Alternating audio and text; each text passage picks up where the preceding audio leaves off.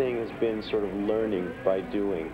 You know, the way we've made records, you know, from the very beginnings, where we've always been involved in the recording process ourselves, and like on this new record we have a producer for the first time, and it's, in some ways it's a big step, and in other ways it's just a natural progression, you know, and everything about what we've done, the way we've grown in popularity and the way we've evolved in terms of the sound of the records, it's all very slow and gradual like this, you know, there's no great peak or anything, and that's really good, because that's the way that we're comfortable working, you know. We're comfortable sort of building on what we know and letting it get bigger like that, instead of some crazy, you know, Nirvana-like success, which is not possible for a band like us anyway, because I don't think we're a straightforward enough band. We're a little too quirky for that.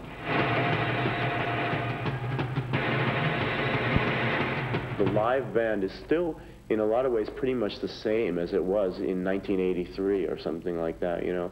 The songs change less live than they do on record, because we're still just, you know, out there to sort of go on stage and really sort of freak out a little bit and let everybody have a very special experience in a way.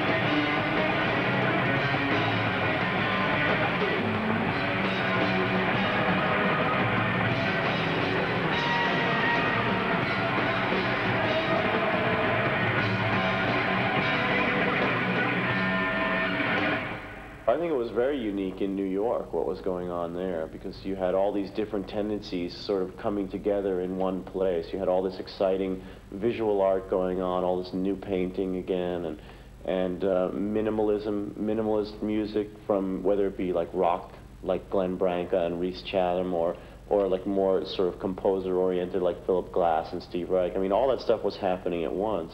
And you had these bands revitalizing song format, like the new wave bands, like the Ramones and Talking Heads and Television and Blondie and Richard Hell.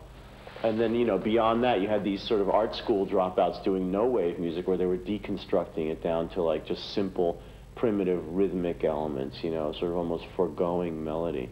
And all that stuff was happening at the same time. It was very interesting.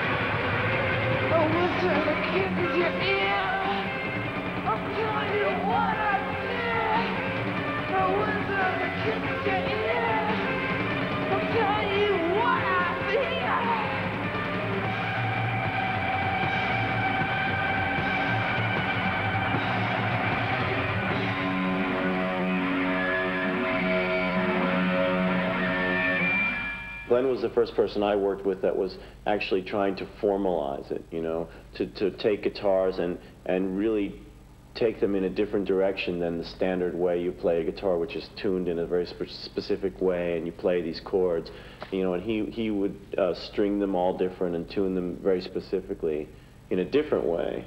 And it was the first time that, like, Thurston or I had worked with anyone who was really pursuing that as a specific goal, you know, to utilize the guitar in a completely different manner than people normally utilize it. And then plus the idea of putting a whole bunch of them together and working with the overtones and these other kinds of musical elements than just, you know, G chord, C chord, and stuff like that. So we did take stuff from him, you know.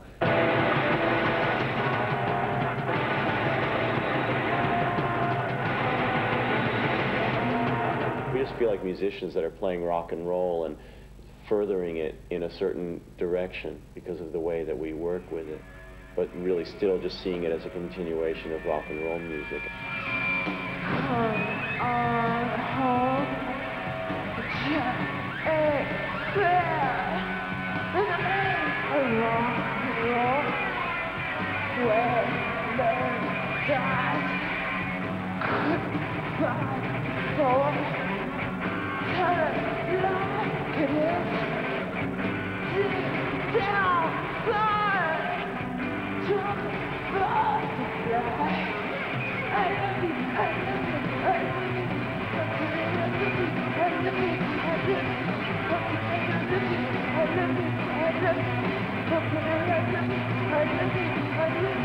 What's your name?